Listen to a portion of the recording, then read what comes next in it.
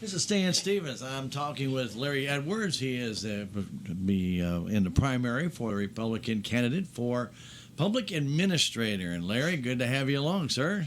Thank you, Stan. You know, one of the interesting things when you start talking about public administrator, if you had a definition of this job, it's everything. Virtually, I mean, it's very, very diverse. But before we jump into that, Larry, I want to just ask you a little bit about your family. Tell us a little bit about everybody involved in the life of Larry Edwards and what's keeping you busy. Okay, as you said, Larry Edwards. I'm married to Linda Lewis.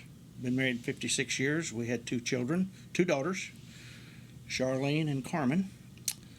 Charlene's married to Paul Nazarenko, and Charlene has two children, Austin Rogers and Brooke Rogers.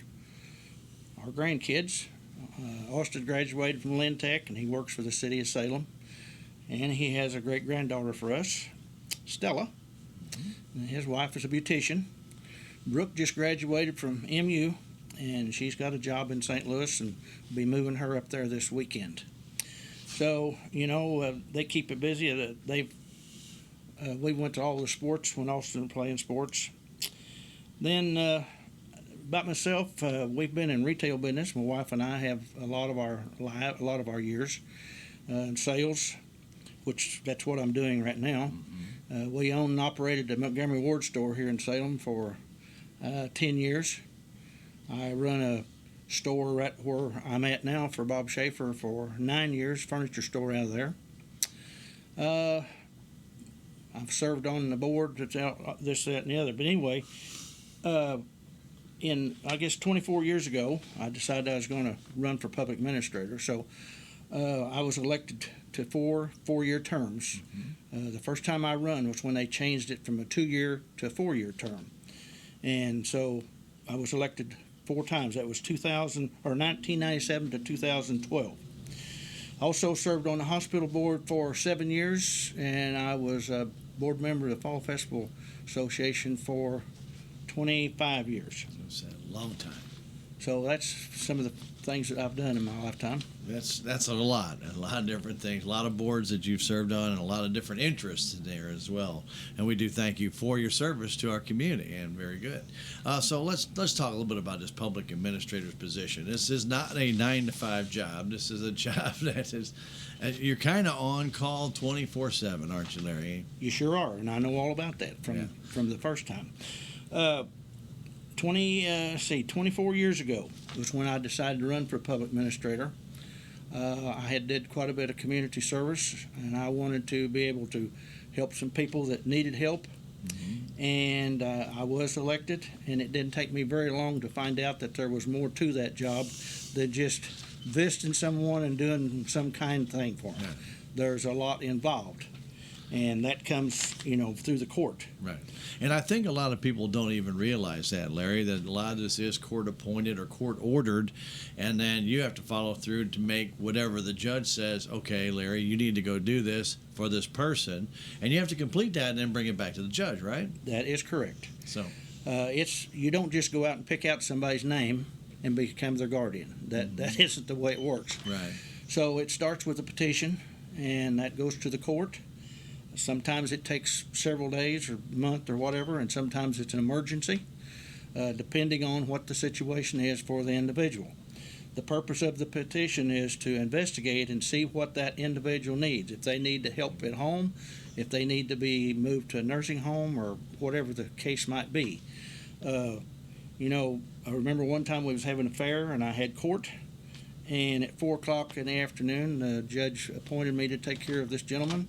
And he wanted me to build a dog pen so he could move the dog with him to the home where we was moving him. So when I went to the fairgrounds and told my wife I had to go build a dog pen, she said, "A dog pen?" I said, "That's right." So I did. I fixed the dog pen and made the gentleman happy because we took his dog with him. Right. And a lot of people that you deal with are kind of on their own, left alone. But there are some people that still have family members, but they are just in that situation where the family members really can't make those decisions, can they? Right. This comes up a lot of times, and the judge, if a family member wants that job, they're pretty well going to be appointed by the court. Sure. Now, if there's a dissension in the family, then and they can't resolve it in court, then the public administrator is going to get the headache. And you know, that happens in lots of different things. You could also be appointed. See, a lot of people have the wrong impression of public administrator. They think that the main thing you do is take care of estates when somebody dies, but that is not true. You might be appointed to one if it was a dissension or something as a personal representative of that, but that's not very many of those. And you know, we have, well, when I retired, I had 78 wards. I say wards, that's the individuals you're taking care of in 19 different counties. Now, somebody's going to say, well, why don't you just put them all in Dent County? Because Dent County didn't have the resources that each person, that whatever their needs might be. We got some of the younger generation that you need some facility for them if they have a mental problem or anger problem or whatever, and you can't put somebody like that in a home with your older people that, you know, they might get hurt or whatever. But there's just a lot goes with that. And when you start talking about doing that, that means you have to be familiar with all these different locations and all these other counties that you would have to possibly lean on and say, okay, I have this individual, do you have room? But that may not be available, right? That is very correct, because you may get a call at 4 o'clock from this home and saying, well, we've got problems with so-and-so, and we want him out of here now. Well, what do you do with him? So you better have a list of where that you can make some phone calls to get him transferred, or her, or whatever the situation might be. Right. But, and that can just be one situation. I mean, we have other situations. I mean, you've probably gone through more than you can even remember of different events that happen with the shop. And that's one of the reasons why public administrator is a very difficult job, because you get pulled and tugged. You can be 15 different directions at one time, can't you? What always worked for me on that is when you got appointed to a case and there was family members involved. After the court hearing, I usually wasn't in that hearing part. The judge would call you and say, here, you've got this letter and blah, blah, blah, and the family's here if you want to talk to them. I always wanted to talk to them because I want them to know that I'm going to do the best I can for their loved one. It's probably not going to be the way they want it. And I also want to have them to know that I will talk to them anytime, but I don't want them harassing me at home. And it always worked for me that way. You know, I just tell them, you know, you guys are going to have to get along with each other because this is just the way it is. You know, and the less dissension there is, the better off everybody is, including the person that you're taking care of. They don't like dissension either. So when you're making those maybe life decisions for that person, you don't ask the family, you make that life decision. They have to live with that after your initial confrontation. You say, hey, we've already worked all this out, guys. I'm making that decision. That's pretty well right. However, a lot of times the family is involved. You know, you may tell them your reasoning for doing certain things or whatever. But yes, there's a lot to it. Not only that, you got to keep up with all the reports. You got reports from Medicaid, you got reports from the VA, reports from Medicare, the court system. You got settlements to make on time. You got inventories to do. And when you get appointed to something and they do have things, you need to go right then, because a lot of that merchandise won't be there tomorrow. I hate to say that, but that's just the way it is. It disappears for some reason. That just happens to happen that way. Yes. You know, and one of the things you make mention of these reports, you also are responsible to the county to make a report there, but also, you know, your local police department, sheriff's department, you have to work in conjunction with all these people, don't you? Absolutely. Because sometimes you need somebody transferred to the mental hospital or whatever. Well, if they're a burden, you don't want to take them by yourself, because it might be more than you can handle. And I went with the sheriff, I went with the deputy sheriff, I went with policemen, you know, to Rolla Hospital, Farmington, different. They've closed some of those facilities now, so, you know, if I do get elected, I have to familiarize myself with all of the new places that they've got that they didn't have when I was in office. Absolutely. And that constantly updates, I'm sure, Larry, doesn't it? Yes. Yeah. All the time. All the time. It's always kind of fun to keep finding new places out there, but hopefully some of the old ones that you had are still around. You know, when we talk a little bit about public administrator, and like you said, the communication is key here. How important is it when you have to communicate with these people obviously that you're in charge of, at least making these decisions for them. Do you communicate that on a regular basis, occasional basis? How do you do it, Larry? Well, see, there again, right now it's a little bit different. Mm-hmm. You can't make all those visits that I used to make when I was in office. I would still do that. I guess they still have care plan meetings. I don't know. I always went to all the care plan meetings. I don't care where they were at. And the people in Salem, a lot of them I had daily contact, but most all of them I had a weekly contact. Mm-hmm. The ones out of Salem, it depend on what timely, but at least I think you're required twice a year. But I don't think any of mine. I think all of them I made more than that, but. You got to stay with them to make sure. The reason I like to go to the care plan meetings, that's where the nurse or social worker or whatever makes a decision on what this person gets or receives or needs. Sure. And so in order for you to know what they need, you need to be there to see what was said. You may not agree with some of the medicine. I had a young man that was 6'2", weighed 180 pounds, and the doctor wanted him to put him on cholesterol medicine. Well, cholesterol wasn't high. Well, he said that was just to keep him fit. Well, no, I didn't agree with that. Yeah. But I mean, it's just things like that. And after you talk to the doctor, well, he agreed that really he didn't need that. But this is some of the things you get into. Kind of senseless to even want to prescribe it. That's right. Doesn't make a lot of sense.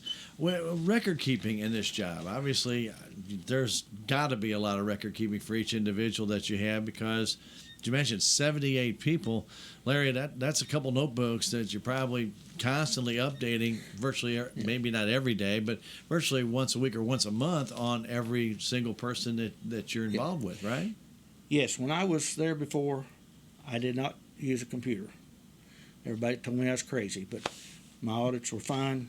Social Security people like me. They told me it took less time for them to audit me than it did the computers. However, We'll use a computer this time, but I will still have my handwritten notes, balance my checkbooks every month, and that thing. I'm not going to go by just what's on the computer. Mm-hmm. When you get your letter stating that you're a guardian and conservator, it has on there when your inventory's due. It has on there when your settlements are due each year. It has the dates. So all you got to do is put that on your calendar, and you know that when the first of whatever comes, you've got 3 settlements due that month. So don't put it off till the month. You just get in and get it done. How important is it to get those in on time, Larry? Well, it's real important because otherwise you're going to have the judge hollering at you. But the most important ones is the Medicare or Medicaid reports, because if they lose their Medicaid, it's a hard deal to get them back on. So you don't want to lose that. Our food stamps, same deal. It's just it's chaos, and it's worse now than it was years ago because that's not all handled in our local office. Right. You have to contact Jeff Sitting and probably by email, and who knows? You never talk to people anymore, right? Well, they don't want to talk to you, Stan, because you get to the problem if you talk to people. Oh. And paperwork, you can hide it for a while. They shuffle it around. Yes, they shuffle it around. Very good. So, you've been out of the position for a while. What made you decide to want to come back? Try for it? I've had some people come and talk to me.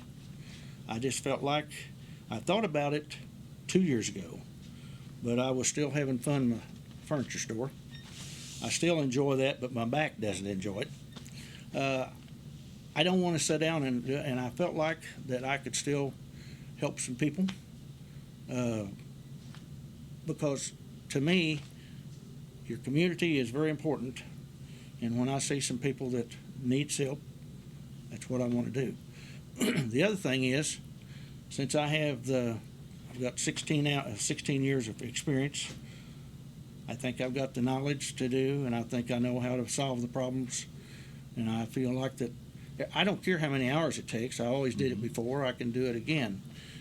I know from the beginning that you're on call 24/7, 365 days a year, no matter what time of the day. And I feel like I can take care of that job. Well, Larry, I know time goes by fast, but we're already done with our interview today. And okay, there was one thing you didn't ask. I wanted to. Sure. It doesn't really matter. Was on the that last questions. And is there something specific that you'd Sure, like to say? absolutely. You got something? I would just like to say that in 2011, I was appointed the Public Administrator of the Year, or I was nominated as the Public Administrator of the Year and received the award. And that's decided by the 114 counties, or 114 public administrators. And that was a very humbling deal to me. Also in 2001, I was awarded the Eugene E. Northern Award for outstanding volunteer and contributions to the Merrimack region. And also in 2001, I received the Citizen of the Year award by Chamber of Commerce. You've done a lot. You've done a lot in your lifetime, and you continue to want to serve your community. Larry, thank you for coming in and spending some time with us. We really appreciate that. Very good. And good luck on Tuesday, August the 4th. Okay, thank you.